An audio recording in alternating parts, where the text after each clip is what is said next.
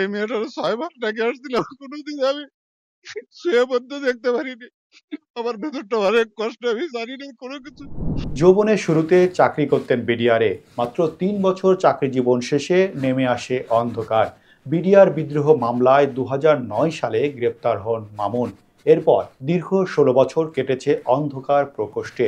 Jail জীবনের শুরুতে তার স্ত্রী ছিলেন অন্তঃসত্ত্বা।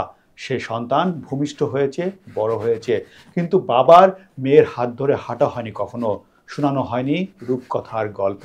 দীর্ঘদিন পর মুক্ত হয়ে মেয়েকে কাছে পেলেন সিপাহী মামুন। বাবা মেয়ের মিলনে কারা ফটকে এক আবেগ ঘন পরিবেশের সৃষ্টি হয়। ২০০৯ সালে গ্রেফতার হয়েছিল, কিন্তু আমার জন্ম হয়েছিল ২০১০ সালে এপ্রিলের ৭ তারিখ। কিন্তু আমার বাবা যখন ২০১০ সালে ফেব্রুয়ারির কত তারিখে জানি নিয়ে আসছিল, কিন্তু আমার বাবা আমাকে ৮ মাসের গর্ভাবস্থায় রেখে গেছে।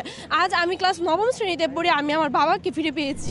শুধু মামুন নয়, তার মতো ১৩৬ জন বন্দির জীবনের উল্লেখযোগ্য সময় কেটেছে কাশিমপুর কারাগারের অন্ধকার প্রকোষ্ঠে।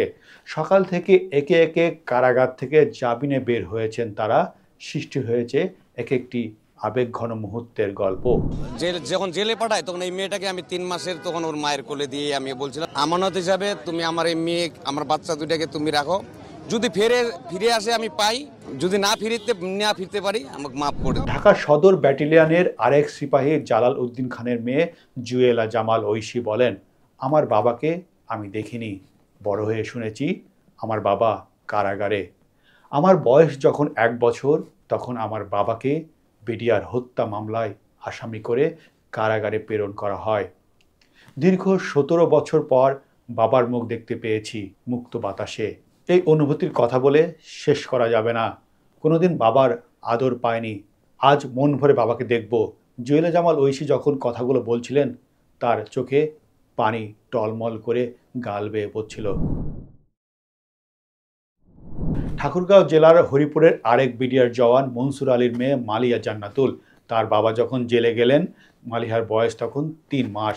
মালিহা জান্নাতুল রনহট্টা চৌহদ্দি উচ্চ বিদ্যালয়ের ১০ম শ্রেণীর শিক্ষার্থী। কারা থেকে মুক্ত হয়ে তার বাবা মনসুর আলী বলেন, মেয়েকে ৩ মাস বয়সে তার মায়ের কোলে দিয়ে বলে এসেছিলাম, আমানত হিসাবে তুমি আমার মেয়েকে রাখো, যদি না ফিরতে পারি তাহলে আমাকে মাফ করে দিও। মনসুরের মেয়ে মালিহা বলেন, ১৬ বছর পর জেল থেকে মুক্তি পাওয়ায় আমরা আনন্দিত। আমার বাবা এখন মুক্ত বাতাসে বসবাস করবেন, আমরা বাবাকে নিয়ে ঘুরতে যাব। থাকুন, সাবস্ক্রাইব করুন।